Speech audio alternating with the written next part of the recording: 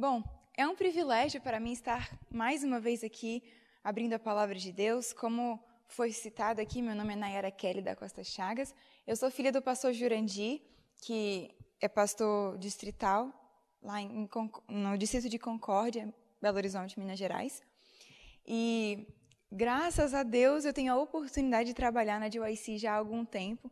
Já temos praticamente 2 anos que estamos na DYC, mas admito que foi uma grande responsabilidade, também um grande privilégio para estarmos aqui juntos nessa plenária.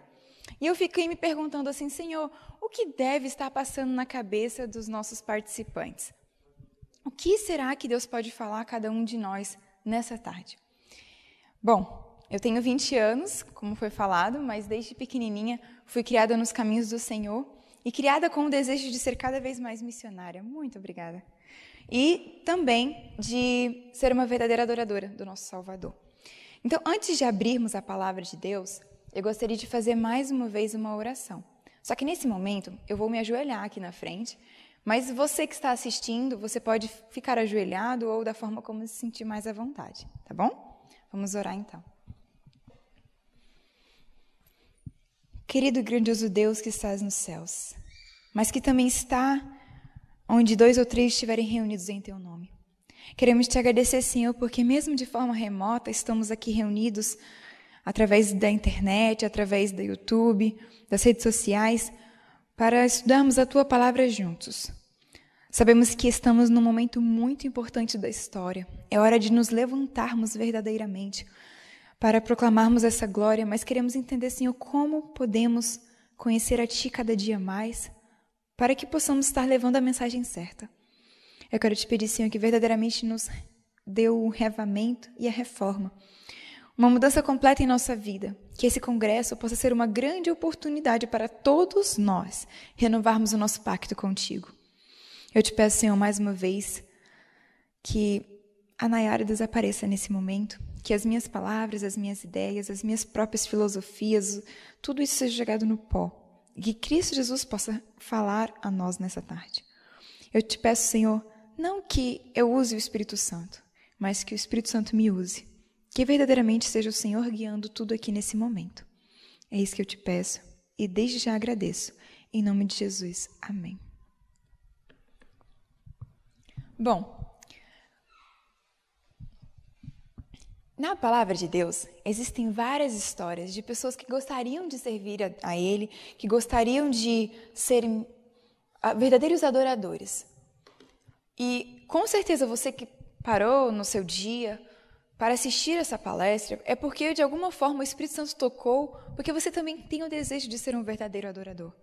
Nós estamos no congresso Levanta-te. E levanta-te para quê? Para cumprir a missão que Deus nos concede.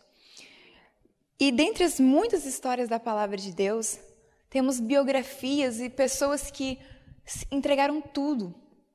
Entregaram o seu passado, sua história, às vezes sua carreira, tudo para que Cristo pudesse atuar, para adorar a Deus sobre todas as coisas. E eu ficava lendo essas histórias desde quando eu era criança e ficava pensando, uau, esses são grandes heróis da fé. Um dia eu quero chegar no céu, eu quero conversar com eles. Um dia eu quero perguntar para Davi como foi matar o gigante Golias. Quero perguntar para Moisés como foi abrir o Mar Vermelho. Mas quando nós vamos lendo ali em Apocalipse, os últimos tempos, a última igreja, que é a igreja de Laodiceia, passaria por momentos muito difíceis, às vezes de perseguição, dificuldades, mas estariam ali firmes e fortes para honrar o nome de Deus. E você já se imaginou chegando no céu, chegando então, por exemplo, em Elias? E aí Elias, como foi ver o fogo descer do céu e cair e queimar ali toda a água e o sacrifício?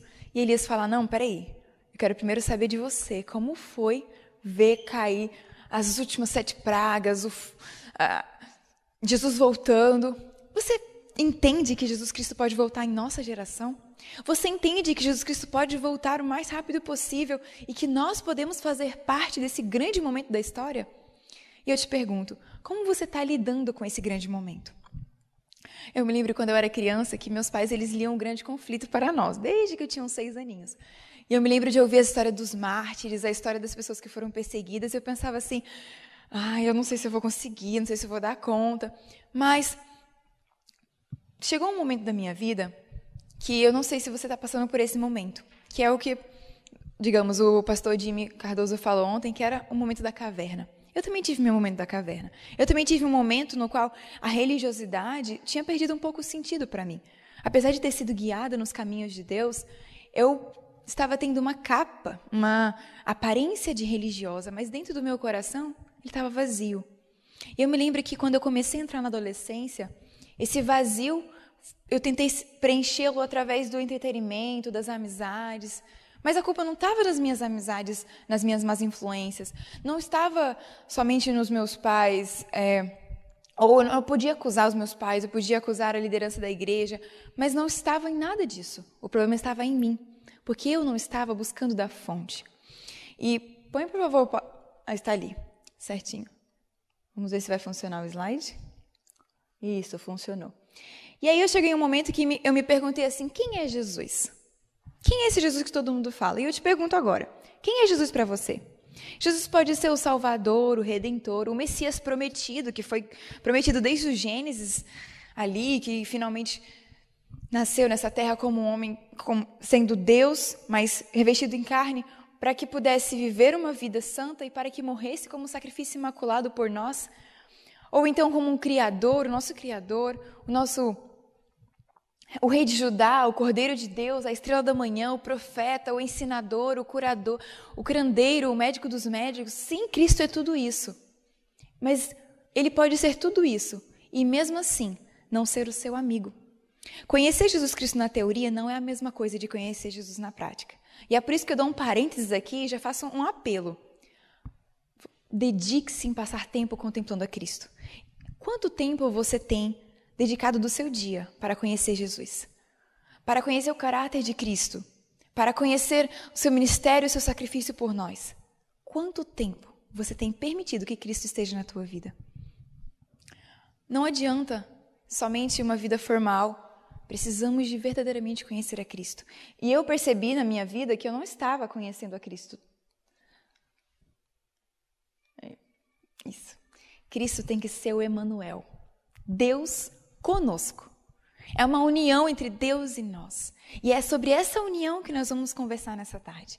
Como Cristo pode ser verdadeiramente nosso melhor amigo? Como que Ele verdadeiramente pode ser o Emanuel? Deus conosco nos dias difíceis, nos dias fáceis, nos dias de nuvens ou nos dias de sol, nos dias ensolarados.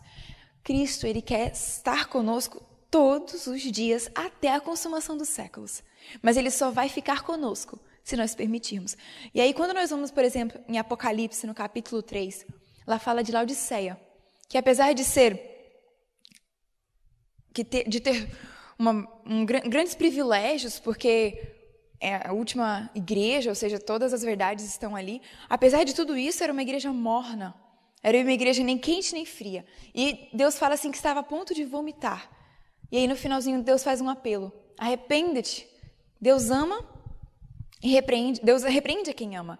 Mas Cristo está onde? Na porta do coração batendo. Eu te pergunto, hoje, Jesus Cristo está na porta do teu coração batendo? Ou Ele está fazendo morada dentro do seu coração?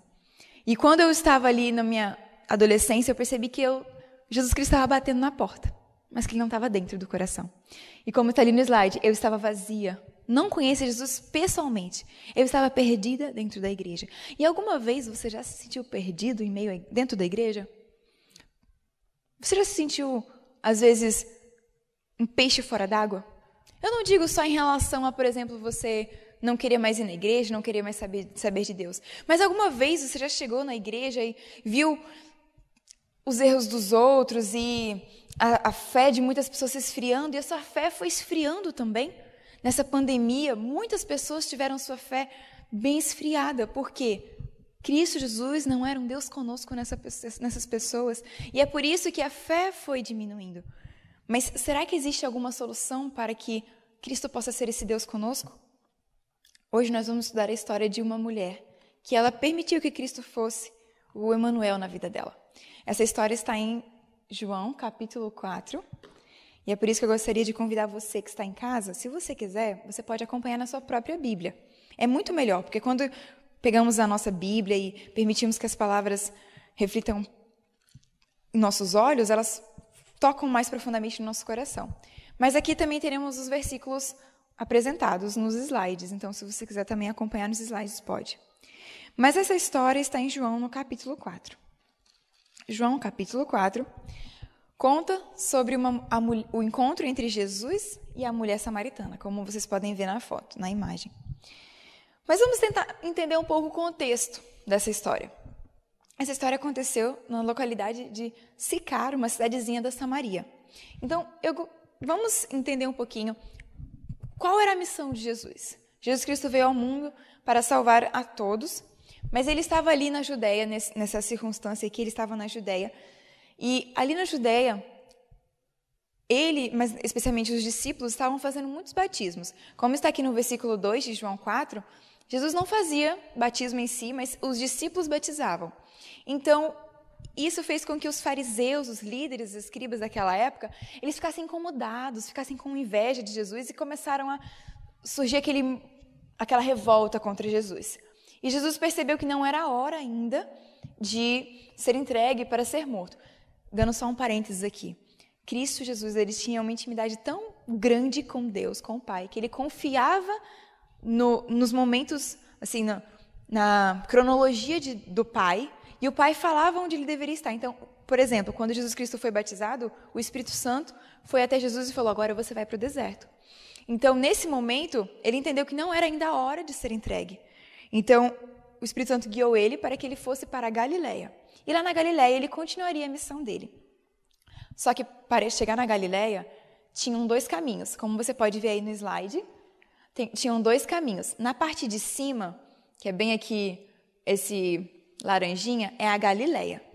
Era aqui que Jesus Cristo queria chegar. Ele estava aqui no sul, na Judéia, especificamente perto de Jerusalém. Então, para chegar na Galileia, ele tinha que ou passar dentro da Samaria, ou ele podia dar uma volta, passando lá por Decápolis e indo por um trajeto bem complicado. A maioria das pessoas, dos judeus, eles passavam pelo trajeto mais complicado, porque eles não queriam passar na Samaria. E por que eles não queriam passar na Samaria? Só para nos contextualizarmos na história, você lembra, lá no passado, quando o rei Davi, ele era o reinado de ouro no povo de Israel. Depois de Davi veio Salomão, o homem mais sábio do mundo. Só que, infelizmente, nós sabemos que Salomão começou a misturar o paganismo junto com o judaísmo ali, com o casamento com mulheres que eram pagãs. E isso foi influenciando algumas pessoas do povo, inclusive o próprio filho de Salomão. Então, depois que Salomão morreu, Roboão foi ascendido rei. E nesse período da ascensão de Roboão, uma parte do povo de Israel se revoltou e Jeroboão se tornou o rei dessa parte. Então, 10 tribos ficaram para Jeroboão e apenas 2 tribos ficaram para Roboão. E nessa divisão, essa rixa que começou a surgir, fez com que o povo ali de Jeroboão, de Israel, não quisesse ir até Jerusalém. Sabemos que em Jerusalém tinha o Templo de Salomão, o tão famoso Templo de Salomão. E as pessoas não queriam mais ir ali por causa dessa rixa. O tempo foi passando e Jeroboão, ele decidiu construir um altar num monte perto de Sicar, aqui, lá na Samaria. E ele construiu esse monte e não era da vontade de Deus, ele começou então ele construiu um altar, né? E começou a construir postes ídolos. E nós sabemos o restante da história, que os principais reis de Israel, depois de Jeroboão, foram introduzindo coisas pagãs para dentro da religião. E a consequência foi que o exército do Império Assírio invadiu Samaria, o povo de Israel, e fez uma miscigenação entre israelitas e pessoas de outros povos. Isso fez com que a religião verdadeira, monoteísta, fosse muito ofuscada do olhar das pessoas. No entanto, existiam samaritanos muito sinceros. E o que isso resultou? Rixa e briga terrível entre os samaritanos e os judeus. A briga era tão grande, que para vocês terem uma noção, os judeus não se sentavam numa mesa que os samaritanos tivessem sentado. Eles não comiam juntos, eles praticamente não se cumprimentavam. eles só se relacionavam se fossem sistema de negócios. Então, o judeu, por exemplo, poderia chegar numa cidade samaritana, comprar algumas coisas, mas sem aquela relação íntima, sabe? E para ajudar um samaritano, isso aí nem passava na cabeça de um judeu, com exceção daqueles que eram sinceros, como nós sabemos na história do bom samaritano também. Mas o ponto é que essa rixa, essa briga era tão grande que fazia com que Cristo tivesse que quebrar muitas barreiras culturais para conseguir alcançar esses samaritanos. E dentro desse projeto de salvação da humanidade, Cristo, então, decidiu passar por Samaria. E é por isso que no verso 4 diz que era necessário passar por Samaria. Na verdade mesmo, era necessário passar por Samaria? Não, ele podia ir para o Decápolis. Mas por que era necessário ele passar por Samaria? Porque os propósitos de Deus são diferentes dos propósitos humanos. Como diz 1 Coríntios, fala que o que é sabedoria para Deus é loucura para os homens. Mas o que é loucura para Deus é sabedoria para os homens. Então, muitas vezes, Deus ele vai mandar coisas para nós fazermos, nós como os missionários, que para o olhar humano é ilógico. Mas para Deus é sabedoria.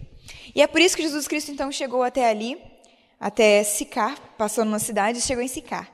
E no verso 6, conta que ele estava muito cansado. Estou aprendendo a lidar com esse negócio aqui.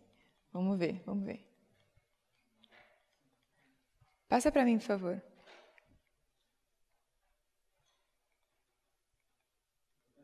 Aí, deu. Eu acho que eu aprendi.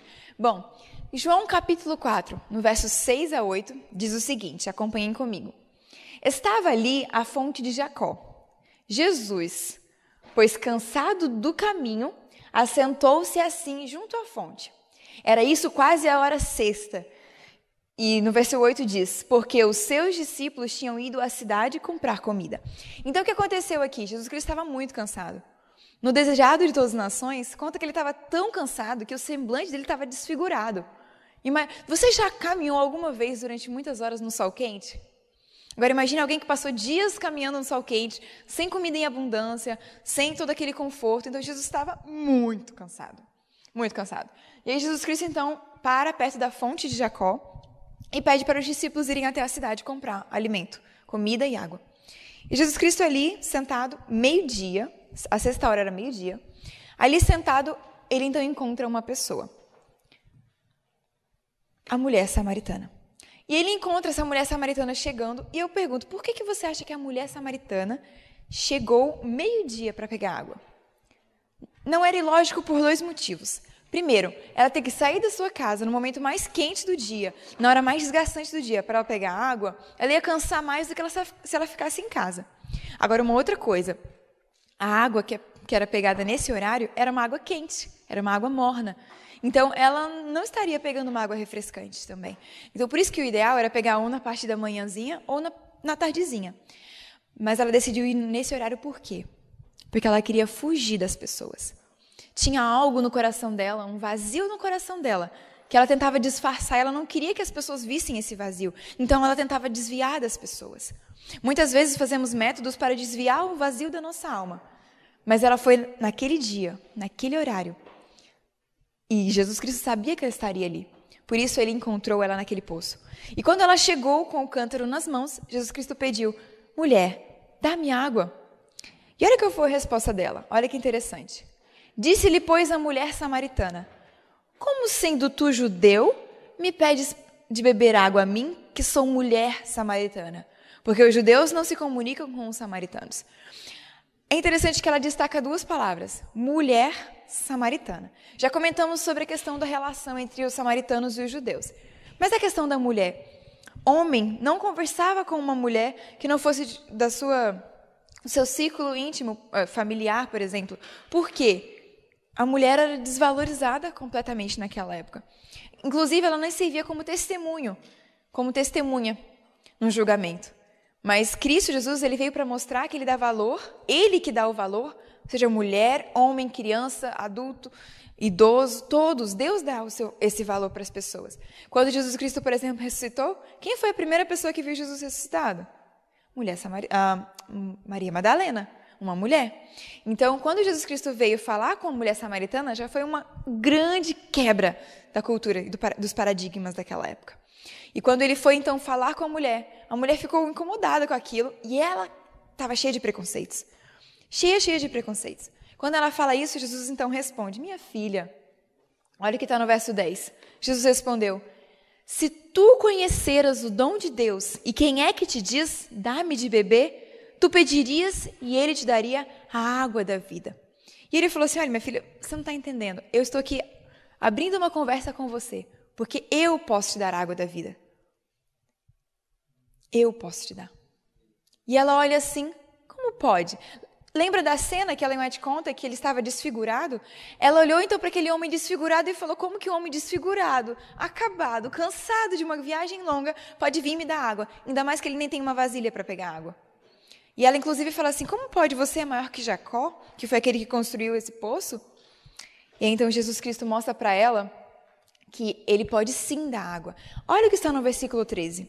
Diz assim, Jesus respondeu e disse-lhe, qualquer que beber desta água, tornará a ter sede.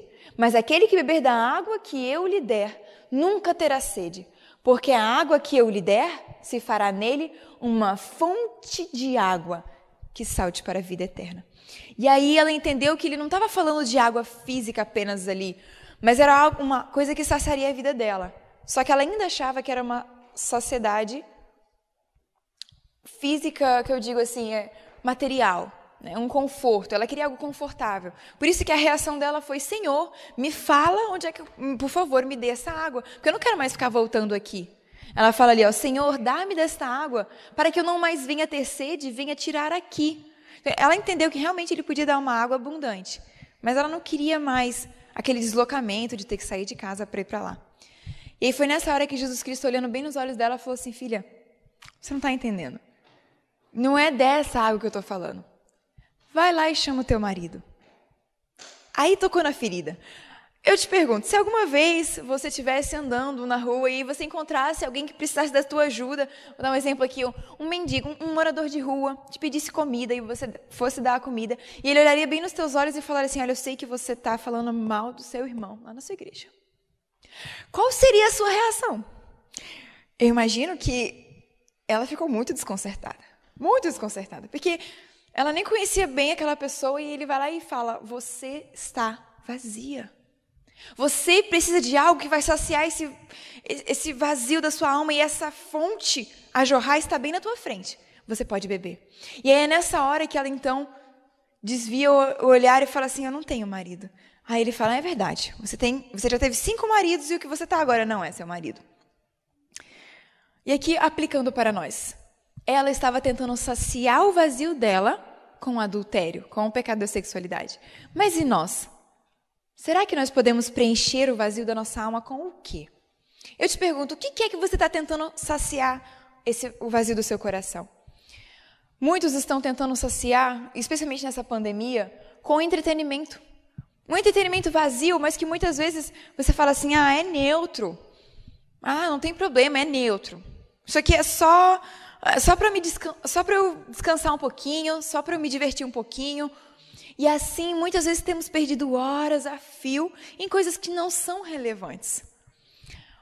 Dá um exemplo aqui, até as redes sociais, eu posso dizer por mim mesma, eu posso até perder horas nas redes sociais, algo que aparentemente é neutro, mas sabe quais são as coisas que mais tiram a nossa atenção de orar e ler a Bíblia e anunciar o Evangelho? São as coisas aparentemente boas, mas que não são suficientes para preencher o vazio da nossa alma. Também músicas seculares ou músicas que não adoram a Deus estão nos distanciando dele. E nós nunca seremos saciados por isso. Jogos, séries, filmes, esportes, vícios secretos, como estão sendo apresentados aqui nos outros seminários. Se você não assistiu, dá uma olhadinha lá. Existem vários vícios que aparentemente são confortáveis naquele momento, mas que trazem um vazio ainda maior. Ou até relacionamentos amorosos tóxicos. Eu não sei se você está vivendo um jugo desigual, ou se você está aparentemente num jugo igual, mas de um relacionamento que não está te levando para mais perto de Deus. Existem relacionamentos que nos distanciam de Deus. Então, eu não sei qual dessas coisas que está te distanciando ou que você está tentando saciar o seu vazio. Mas saiba, nada disso vai resolver o seu problema. Nada. Não vai. Não vai resolver. Carreira, dinheiro, fama, moda, e a lista poderia continuar. Mas nada disso vai saciar nosso vazio. A única coisa que vai saciar nosso vazio é conhecermos a verdade. E essa é a verdade que vamos conversar um pouquinho. Cristo Jesus conhece o nosso coração mais do que qualquer outra pessoa, qualquer ser no universo. Cristo Jesus, ele fala o seguinte no Desejado de Todas as Nações: suportei as vossas dores, experimentei as vossas lutas e enfrentei as vossas tentações. Conheço as vossas lágrimas, eu também as chorei. Aqueles pesares demasiado profundos para serem desafogados em qualquer ouvido humano, eu os conheço. Não pensais que estáis perdidos ou abandonados, ainda que a vossa dor não encontre eco em nenhum coração aqui na terra. Olhai para mim e vivei. Desejado de Todas as Nações, página 340. Ele conhece a tua dor. Ele conhece o teu sofrimento. Eu não sei qual é o teu sofrimento, eu não sei qual é o pedido que você tem apresentado a Deus, qual é a sua ansiedade, sua preocupação, se é uma saúde física, se é a saúde mental, porque hoje a maior pandemia é a ansiedade e depressão. Eu não sei o que é que tem feito você derramar lágrimas, mas saiba que Cristo conhece cada uma delas. E é por isso que hoje Ele, mais uma vez, se oferece como a fonte que jorra água da vida. E é por isso que quando Cristo Jesus mostrou para ela a realidade dela, ela admitiu: Senhor, o Senhor é o profeta. O Senhor é o profeta. Só que ela ainda não tinha entendido 100% a verdade, mas ela decidiu abrir o coração para conhecer mais. Muitas vezes, quando nós estamos no fundo do poço, nós não conseguimos ver a solução para os nossos problemas. Mas a oportunidade que nós podemos fazer é erguer a mão, segurar na corda.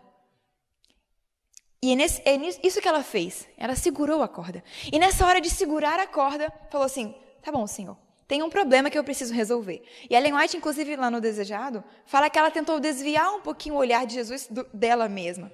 E ela jogou uma polêmica. Falou: olha, Senhor, a polêmica é a seguinte: eu tenho que adorar a Deus lá em Jerusalém ou eu posso adorar aqui mesmo?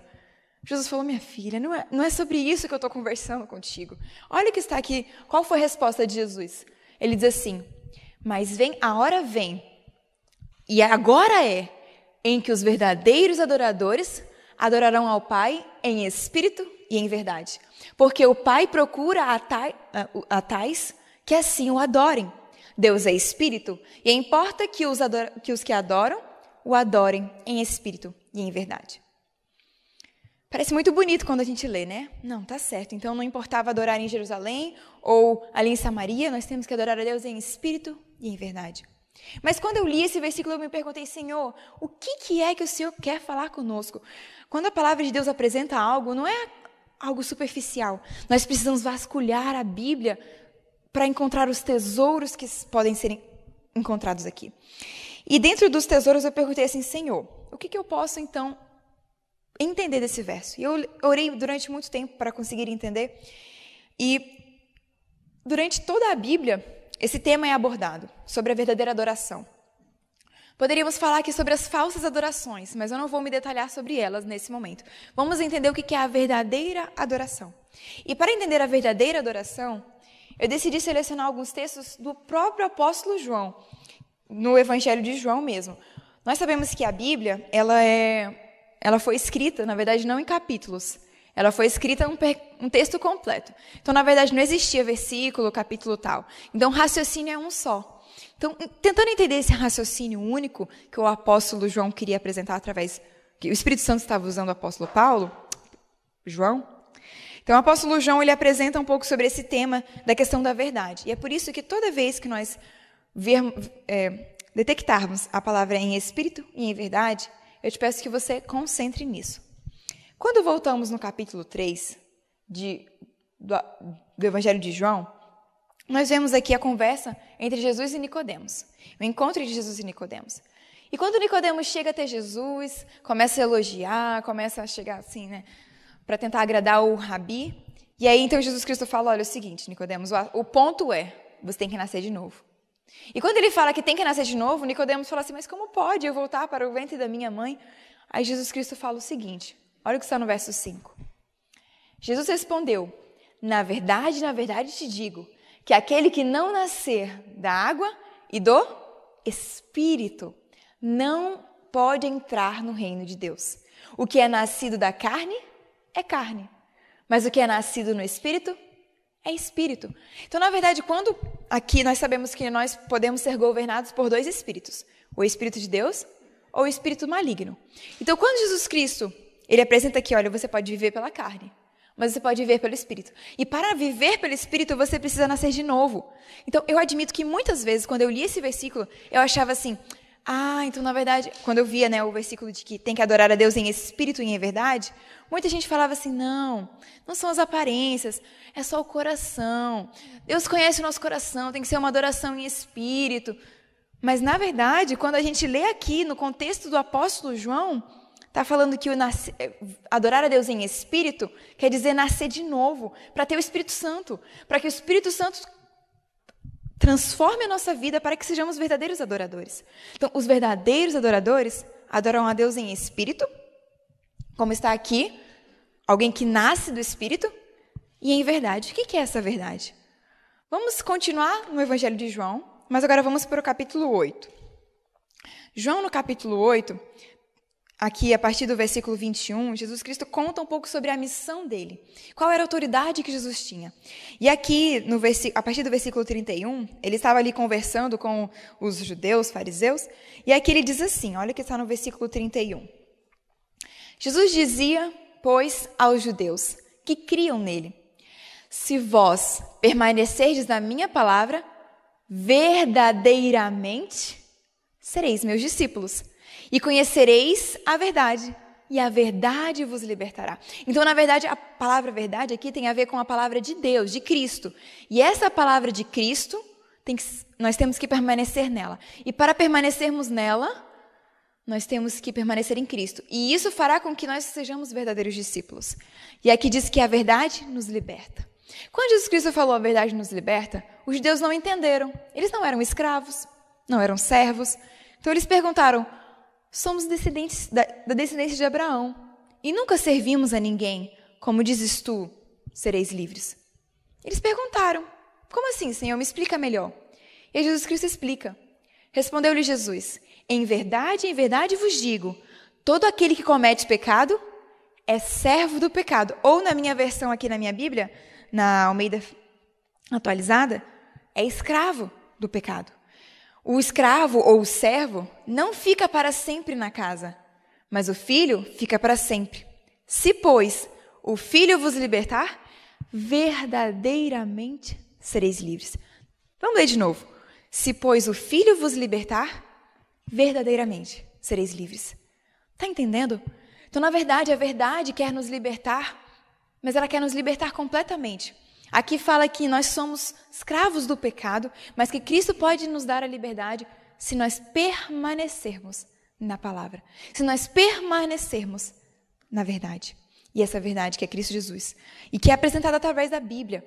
Hoje em dia podem existir várias interpretações bíblicas, várias teologias. Inclusive, recentemente eu trabalho numa lojinha de produtos naturais e chegou lá um pastor de uma igreja pentecostal muito assim, querido, sabe? E começamos a conversar um pouquinho ali sobre teologia. E foi muito interessante que ele começou a apresentar o raciocínio dele de vários assuntos. E nós tivemos a oportunidade ali de abrir a Bíblia, conversar especificamente sobre o sábado e sobre o ministério de Cristo aqui na Terra. E ao conversarmos ali, nós percebemos que a Bíblia, que é a palavra de Deus, que é a verdade, ela nos liberta de muitas crenças, ideologias, coisas que aparentemente nos libertam, mas que nos escravizam, como, por exemplo, na palestra da Maiara, que existem ideologias como o feminismo que querem libertar as mulheres, mas que acabam que aprisionam em outras coisas que não satisfazem o vazio. Enfim, existem várias ideias hoje em dia, várias ideologias, várias teologias, mas a única que é a verdade é a palavra de Deus, é a Bíblia. E é por isso que eu convido aos irmãos agora a voltarmos na história da mulher. Ali, o Espírito Santo foi atuando no coração dela e ela entendeu que ela precisava de viver uma adoração em espírito e em verdade. E aí foi assim que ela então falou, Senhor, eu sei que isso vai acontecer. Eu sei que eu posso me tornar uma verdadeira adoradora. Mas antes eu preciso que o Messias venha. Olha o que ela fala. A mulher disse, eis que o Messias, que se chama Cristo, vem.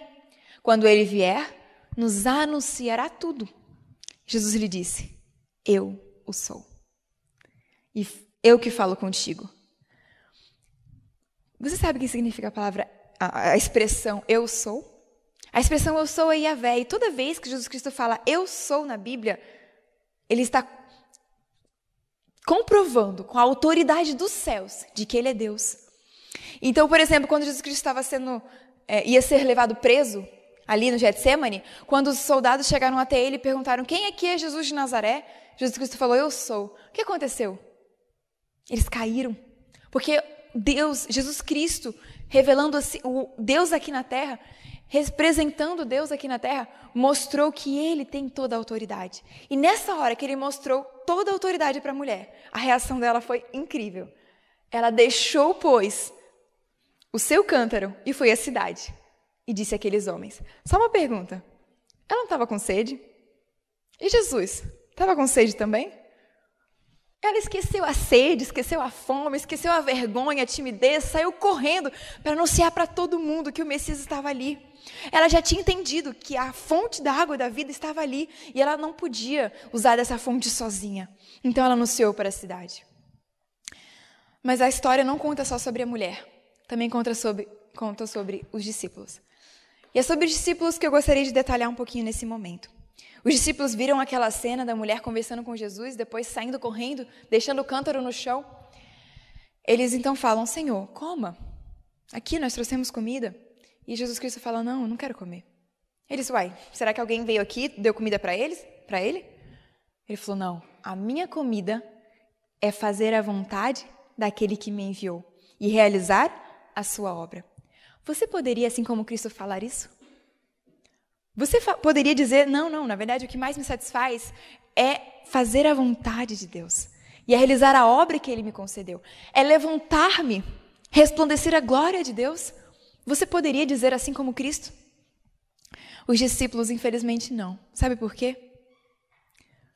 Os discípulos tinham ido onde para comprar comida? Na cidade de Sicar.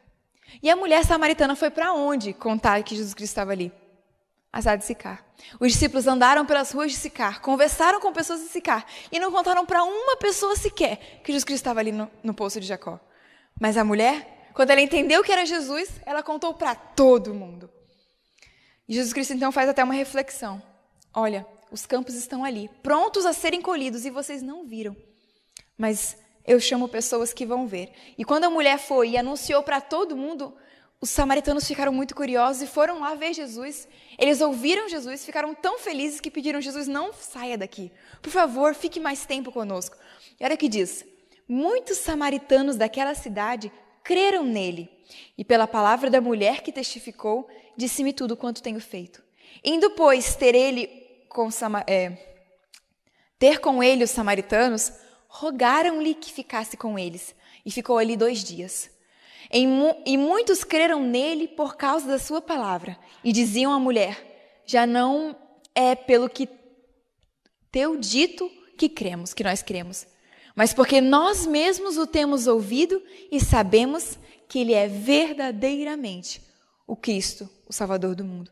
Então eles ali poderiam dizer que não era só pelo que ouviram falar, eles também tinham conhecido o Salvador pessoalmente. E é mais uma vez que eu te pergunto, você conheceu Cristo Jesus pessoalmente? Ele é o teu Deus conosco? Ele é o teu Emanuel? E quando ele for teu Emanuel, você tem que levar as outras pessoas para Cristo também, para que elas também possam conhecer Jesus e possam entender, sim, ele também é meu Emanuel. E assim, toda aquela cidade de Sicar foi impactada. Foi uma mobilização muito grande, foi um testemunho muito grande, Deus ali atuou e puderam notificar que verdadeiramente Cristo era o Salvador do mundo. Mas eu fico me perguntando, quanto tempo aquela mulher ficou treinando para falar? Quanto tempo ela ficou assim memorizando, eu vou falar isso. Quantos dons vocês acham que ela tinha? Será que ela sabia falar outras línguas? Será que ela sabia pregar na frente? Será que ela sabia cantar? Não. O que ela tinha era o encontro pessoal com Cristo. E aquilo que ela tinha, ela usou.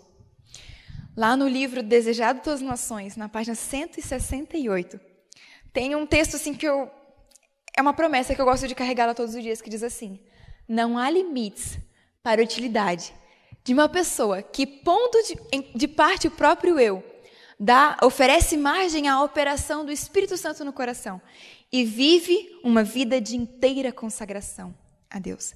Eu não sei qual que é o limite que tem te atrapalhado agora. Eu não sei quais são os limites que você aparentemente tem olhado, mas lembra, não há limites para a utilidade daquele que põe de parte o próprio eu, dá lugar à atuação do Espírito Santo no coração e vive uma vida de inteira consagração a Deus. Isso pode acontecer na minha e na sua vida. Você quer ser uma luz na sua família? Você quer ser uma luz na sua escola, na sua igreja, na sua comunidade?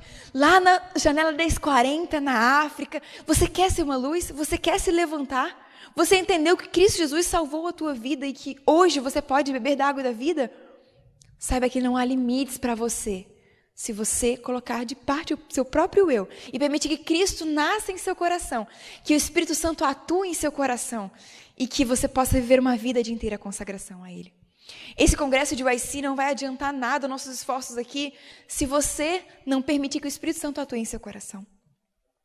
Sabe, muitas vezes, quando nós olhamos para a nossa história, para nomes como John Hus, Wycliffe, Martinho Lutero, Ellen White, aquelas pessoas muito talentosas, com certeza. Mas é interessante que no livro Vida e Ensinos, logo no início, nos primeiros capítulos, Ellen White conta que ela mesma não conseguia falar com pessoa que ela nunca tinha visto antes. Ela era muito tímida. Diz que quando ela chegava perto de alguém assim, que ela nunca tinha visto antes, ela começava a tremer. Sabe, alguém que tinha medo de falar com uma outra pessoa, que tinha debilidades físicas, conseguia falar para 5.000 pessoas, sem microfone, sem internet, sem Wi-Fi, sem câmera para transmitir. Eu não sei o que é isso. Na verdade, eu sei. É a atuação do Espírito Santo no coração dela. E esse mesmo Espírito Santo que atuou no coração dela pode atuar no teu também. Pode atuar. Quando nós vamos vendo as histórias dos pioneiros da igreja adventista que foram usados por Deus, eles permitiram que o eu deles fosse tirado. E olha, quando fala nisso, eu me lembro de José Bates. José Bates, ele era o capitão do navio. Ele tinha muito dinheiro. Ele pegou todas as riquezas dele e depositou na obra, a ponto de chegar um momento que a mulher dele fala: amor, eu preciso que você compre para mim um pouco de farinha, um pouco de sal e um pouco de azeite. E ele não ter dinheiro para comprar. Mas Deus cuidou deles. Deus sustentou eles. E hoje, se nós conhecemos o Evangelho, é porque lá atrás eles colocaram de parte o próprio eu, deram permissão para a atuação do Espírito Santo no coração e viveram uma vida de inteira consagração. E hoje nós podemos também ser essas testemunhas. Podemos ser esses missionários. Mas sabe, eles passavam horas orando, horas jejuando, horas estudando a Bíblia. Quanto tempo você tem passado na presença de Deus? Hoje nós somos milhões de adventistas no mundo todo. E começou ali, um pouquinho de gente, lá na região da Nova Inglaterra, dos Estados Unidos. Sabe? No livro Desejados de Todas as Nações, na página 128, ele está errado, na página 128, diz que todo verdadeiro discípulo nasce no reino de Deus como um missionário. E é com esse pensamento que eu gostaria de pedir que você pense: como posso eu ser um missionário? Como posso eu ser uma luz na minha família, na minha vida, nas minhas circunstâncias? Eu quero te convidar a cumprir 3 desafios. E aqui, como me designaram diretora de evangelismo, tem 3 desafios, tá bom? O primeiro desafio: que você pense em 5 pessoas que você gostaria muito que estivessem no céu. Ore por essas 5 pessoas, jejue por essas 5 pessoas e tente dar estudos bíblicos para essas 5 pessoas. Pode ser pessoalmente, pode ser virtualmente, tenho estudos bíblicos pelo WhatsApp, mas tenha amor pelas almas que Cristo morreu. E segundo desafio é: lembre-se de que Deus pode mudar a rota da tua vida. Então eu quero que você faça a seguinte oração. Senhor, eu estou no local onde o Senhor quer que eu esteja, eu estou cumprindo a missão que o Senhor quer que eu esteja. Eu não sei se você aqui, jovem que está assistindo, Deus está tocando no coração para que você vá para uma escola missionária, que você aprenda mais como ser um missionário. Ou se você está sendo chamado por Deus a já começar um ministério, você e amigos que você tenha. Se você já passou por um curso missionário e você às vezes está acomodado, não sabe o que fazer, parece de mãos atadas, hoje pergunte a Deus, Senhor, o que eu posso fazer de diferente? Esse é o segundo desafio. E se, por exemplo, você está sendo chamado por Deus também para ficar na sua casa, você pode ter uma missão na sua casa, na sua família. Eu me lembro quando eu tinha 17 anos, que eu estava orando a Deus, e Deus me mostrou que eu tinha que ir para uma escola missionária. E eu fiquei muito indecisa, porque eu queria ir para Serra do Cipó, eu queria para La Esperança, queria ir para a Escola de Profetas, queria ir para os Estados Unidos, para o Idaho, para o The Valley, tinha muitas opções, mas Deus abriu as portas para que eu fosse para a Serra do Cipó. Passei lá algum tempo. Depois eu mais uma vez orei a Deus, Senhor, o Senhor quer que eu esteja aqui, fazendo essa missão aqui? E Deus falou, não, você tem uma missão agora mais difícil. Lá na sua casa, lá na cidade, lá em Belo Horizonte. Então, e você vai fazer faculdade. Eu falei, não, Senhor, é isso? E Deus abriu as portas. Então eu quero que você faça agora essa pergunta. Você está fazendo o propósito de Deus hoje? As portas que Deus já abriu, use essas portas, use essas oportunidades. Mas pergunte também para Deus se Ele quer desviar o teu caminho para algo mais específico, se Ele quer te levar para algo para que você possa servir a Ele de uma forma mais impactante. Mas ore a Deus. Somente o Espírito Santo pode te falar. Eu não posso te falar, mas o Espírito Santo pode. E o terceiro desafio é: decida estudar a vida de Cristo todos os dias. Passar tempo com Jesus todos os dias. Orar a Deus todos os dias. E não só 1 minuto, 15 minutos, 5 minutos. Torne Jesus Cristo o seu melhor amigo. Nessa tarde, Jesus Cristo está de braços abertos, pronto a saciar esse vazio da sua alma. Pronto a arrancar de você tudo, te libertar de tudo que tem te levado para o buraco. Mas você precisa entregar. Você precisa abrir mão. Você precisa soltar. Porque Jesus Cristo, Ele é um cavalheiro. Ele permite que você decida. E hoje a sua escolha é realmente se entregar. É realmente largar o cântaro, jogar o cântaro ali e levantar e sair para proclamar para todo mundo que você conheceu a fonte da água, a fonte da vida eterna. Se esse é o seu desejo, se esse realmente é o seu desejo, eu te convido agora a fazer não sei o que você está fazendo, mas para agora. Feche os seus olhos. Realmente faça uma oração a Deus. Não só o que eu falar aqui, mas faça uma oração a Deus. Faça com que você seja um verdadeiro discípulo, se tornando um verdadeiro missionário. Eu agora aqui na frente vou me ajoelhar. Se você também quiser se ajoelhar, fique à vontade. Mas não deixe para amanhã. O momento é agora. Chegou a hora. E é por isso que, ao chegar essa hora, por que deixar para amanhã? Esse é o momento. Na verdade, eu queria que, com esse pensamento, você abrisse em Romanos, no capítulo 1. Romanos, capítulo 1, verso 16 e 17, diz assim: Não me envergonho do Evangelho. O que é o Evangelho? É o poder de Deus para a salvação de todo aquele que crê, seja do judeu, primeiro do judeu e também do grego. Porque no Evangelho se descobre a justiça de Deus, de fé em fé. Pois, como está escrito, o justo viverá pela fé. O que é o Evangelho? O Evangelho não é somente dizer que acredita em Jesus. O Evangelho não é simplesmente conhecer a vida de Jesus. O Evangelho é permitir que esse poder te salve. E esse poder que pode nos salvar, hoje é oferecido a nós. E hoje, pela fé, podemos agarrar essa promessa. Lá em Hebreus capítulo 6, no verso 18, diz que Deus não mente. É impossível Ele mentir. É impossível Deus mentir. Sabe por que é impossível Deus mentir? Não é porque Ele não quer mentir, mas é porque Ele não consegue. Quando Ele fala, a coisa acontece. Quando Ele falou, haja luz, houve luz. E hoje, Ele quer nos transformar em verdadeiros missionários. E eu te pergunto, pela fé, você aceita que Ele faça essa transformação em sua vida? Pela fé, você aceita ser um verdadeiro discípulo, um verdadeiro adorador e, consequentemente, um verdadeiro missionário? Se sim, eu te convido agora a fazer uma oração. Ó Pai, eu quero te pedir perdão por tantas vezes que nós tentamos saciar o vazio da nossa alma em fontes rotas, em fontes que nunca vão saciar a nossa vida. Quero te pedir perdão, Senhor, por todas as vezes que nós abrimos porta para que o espírito maligno fizesse morada em nosso coração. Mas eu quero te pedir hoje que, por favor, Senhor, nos liberte, que a verdade realmente nos liberte.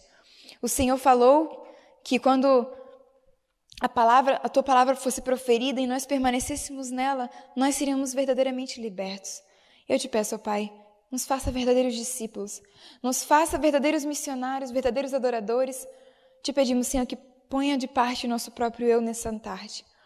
Que o Espírito Santo possa operar em nosso coração, para que possamos ver uma vida de inteira consagração a Ti. Eu te peço, Senhor, por cada pessoa que está assistindo aqui nesse momento, que o Senhor possa mostrar para ela exatamente o que ela vai fazer daqui para frente. Quais são as mudanças que o Senhor quer efetuar na vida dela. E, acima de tudo, quais são os limites que o Senhor quer tirar para que ela possa alcançar muitas pessoas para Ti. Ó Pai, eu te peço, mas desde já eu agradeço. Em nome de Jesus. Amém.